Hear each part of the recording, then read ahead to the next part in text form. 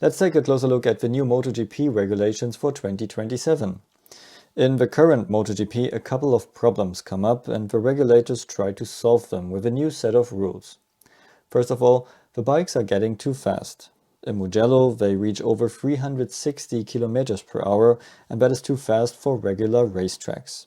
It means that racetracks need to be upgraded to higher safety standards, and that means higher fences, larger runoff areas, and hence fans being far away from the action.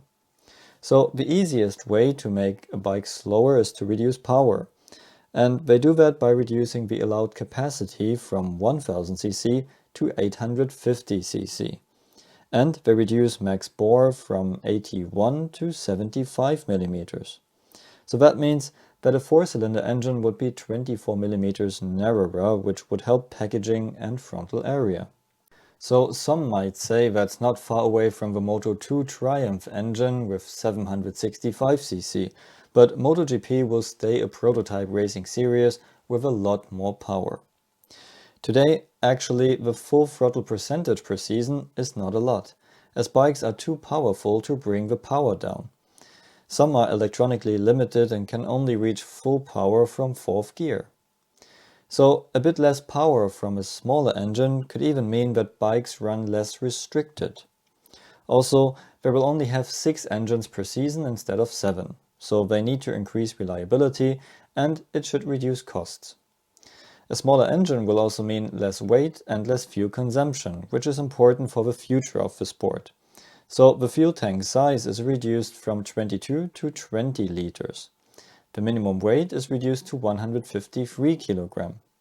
Also, they will run on 100% sustainable fuel. Less power and less weight would also mean less tire wear, which is a huge topic to manage during a race currently. And the suspension lift system will be banned. Riders report that they had the feeling their bike had 30 more horsepower on the straights due to the lower drag, but in order to simplify bikes, the system won't be there anymore in the future. And another big topic of current bikes is aerodynamics. Bikes need clean air to work properly from an aerodynamics point of view. And if they are behind another bike, they cannot follow anymore. Also, in braking zones, they lose performance in the wake of another bike.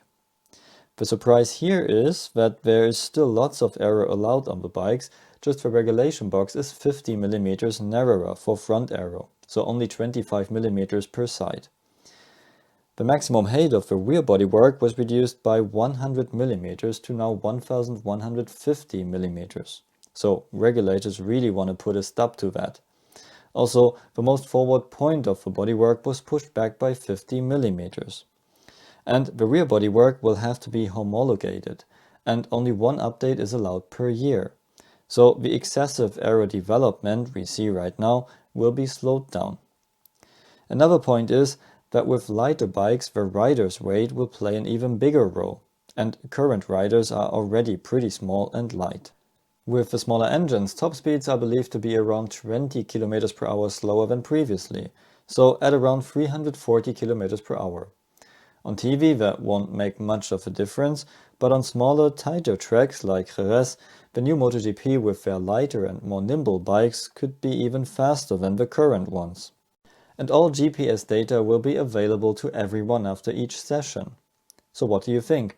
Are the new regulations a step in the right direction? Or is it too much or too little change? Let me know in the comments below and check out my MotoGP Aero videos for more detailed info on that.